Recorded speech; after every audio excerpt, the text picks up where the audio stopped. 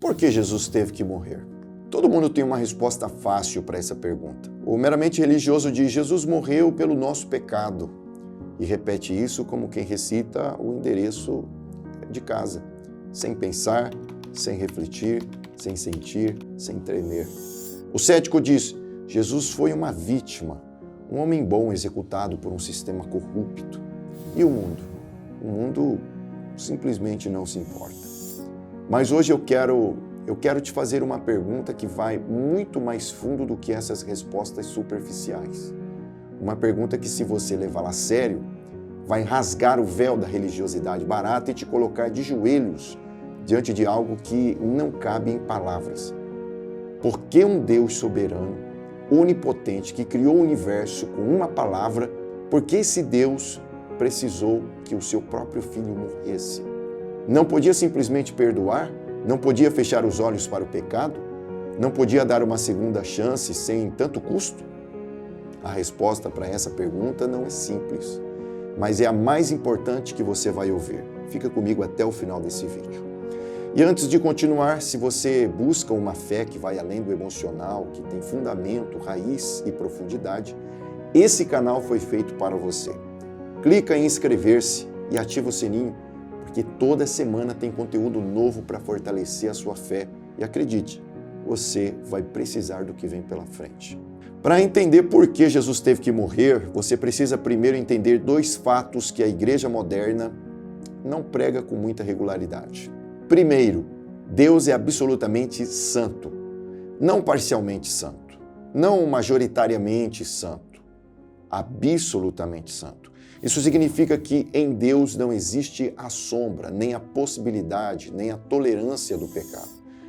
Como diz a palavra em Abacuque 1,13, os teus olhos são muito puros para verem o mal, e não podes olhar para a iniquidade.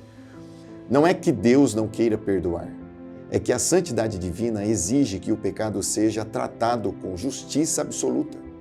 Deus não pode simplesmente ignorar o mal como se ele não existisse, porque isso tornaria Deus injusto. E um Deus injusto não seria Deus. Segundo, o homem está radicalmente arruinado, não um pouco doente, não levemente manchado. A Escritura usa uma linguagem brutal. Não há um justo, nenhum sequer. Não há quem entenda, não há quem busque a Deus. Isso está em Romanos, capítulo 3.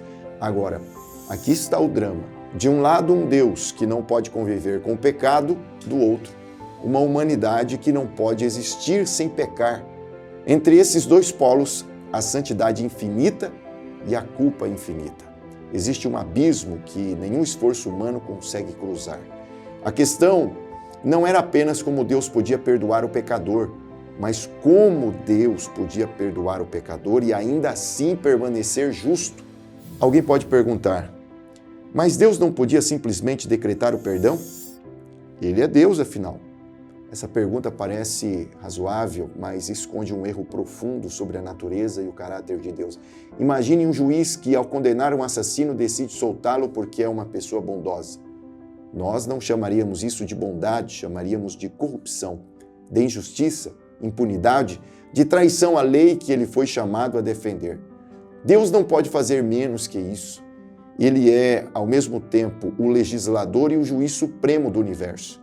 E a lei moral do universo diz, com uma clareza que não admite negociação: a alma que pecar, esta morrerá. Este é o texto de Ezequiel 18, versículo 4. Sem derramamento de sangue não há remissão. Já ouviu esse texto? Hebreus 9, 22. Por milênios, Israel ofereceu sacrifícios: cordeiros, touros, pombas, sangue derramado ano após ano no altar do templo. Mas havia um problema enorme com esses sacrifícios.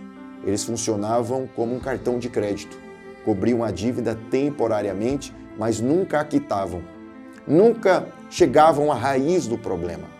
É impossível que o sangue de touros e de bodes tire os pecados, disse o escritor aos Hebreus, capítulo 10, versículo 4. O sistema sacrificial não era a solução. Era a placa apontando para a solução. Era Deus dizendo, geração após geração, O preço do pecado é vida, e um dia virá uma vida que será suficiente para pagar tudo de uma vez por todas. Então, quem poderia pagar essa dívida? Não podia ser um anjo. Anjos são criaturas, não partilham da natureza humana. Não podia ser um homem comum. Todo homem já nasce devedor, já nasce culpado, já nasce precisando de um salvador para si mesmo. O único que podia pagar era alguém que fosse ao mesmo tempo plenamente homem, para representar a humanidade, e plenamente Deus, para que o valor do sacrifício fosse infinito e suficiente para toda a humanidade. E então o eterno Filho de Deus se fez carne. João, capítulo 1, versículo 14, nos diz: o Verbo se fez carne e habitou entre nós. Viveu 33 anos sem cometer um único pecado. Não um pensamento impuro, não uma palavra vã, não um ato egoísta. A vida mais santa que já pisou nesta terra. E então foi ao Calvário, não como vítima do acaso, não como mártir da história, mas como substituto voluntário de cada ser humano que já viveu e ainda viverá. Aquele que não conheceu o pecado, ele o fez pecado por nós, para que nele nos tornássemos justiça de Deus. Medita nessa troca. A minha culpa foi para ele, a justiça dele veio para mim. Não parcialmente, não provisoriamente, mas completamente e para sempre. Na cruz, Deus não fechou os olhos para o pecado. Ele o puniu com toda a força da sua santa ira, mas puniu no seu próprio Filho, no lugar do culpado. Foi por isso que Jesus bradou na cruz: Deus meu, por que me abandonaste? Não era um momento de fraqueza, era um momento em que ele estava experimentando por nós a separação de Deus que o nosso pecado merecia. Então, por que Jesus teve que morrer? Porque Deus é justo demais para ignorar o pecado e porque Deus é amoroso demais para deixar o homem perdido. E porque essas duas verdades, a justiça e o amor, só podiam se encontrar em um único ponto da história, em uma cruz, em um homem, no Filho de Deus.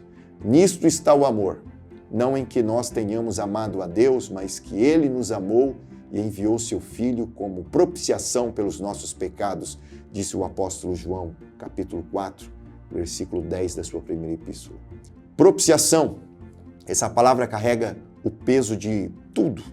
Significa que a ira justa de Deus contra o pecado foi completamente satisfeita, não adiada, não ignorada, mas plenamente satisfeita.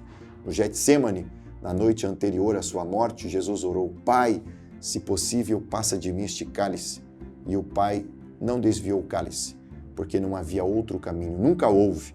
A cruz não foi o plano B de Deus, foi o plano eterno, decidido antes da fundação do mundo, para que a glória da graça divina fosse manifestada em toda a sua plenitude. Antes de encerrar, eu preciso te perguntar algo diretamente. Você recebeu essa morte? Não como uma informação teológica, não como tradição religiosa, mas como a única coisa que está entre você e a condenação eterna. Porque o sangue de Jesus não salva automaticamente a todos. Ele salva os que se aproximam, os que reconhecem que são culpados, os que confessam que não têm nada a oferecer, os que estendem as mãos vazias e dizem: Senhor, só o teu sangue me basta, me perdoa. Mas ele foi transpassado pelas nossas transgressões e moído pelas nossas iniquidades.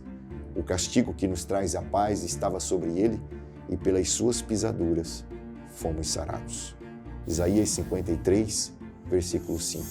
Jesus não morreu porque era fraco, morreu porque era forte o suficiente para carregar o peso do pecado do mundo inteiro. E amoroso o suficiente para querer fazer isso. Jesus não morreu porque perdeu, morreu porque venceu. Porque a única forma de vencer a morte era entrar nela de frente e atravessá-la. Sair do outro lado vivo para sempre. Esse é o Deus que eu te apresento hoje. Não um Deus distante que observa a sua dor com indiferença, mas um Deus que desceu, que sentiu, que sangrou, que morreu e que ressuscitou para que você nunca mais precise ter medo do que vem depois desta vida. Ele teve que morrer porque você valia isso para ele. Vamos orar? Pai, que este coração que me ouve, que recebe esta mensagem, seja tocado pela mensagem de salvação e esperança. Que o sangue do Teu Filho Jesus venha apagar todos os nossos pecados e que nós venhamos desfrutar de vida eterna, para que o Teu nome seja glorificado. Assim eu oro, em nome de Jesus. Amém.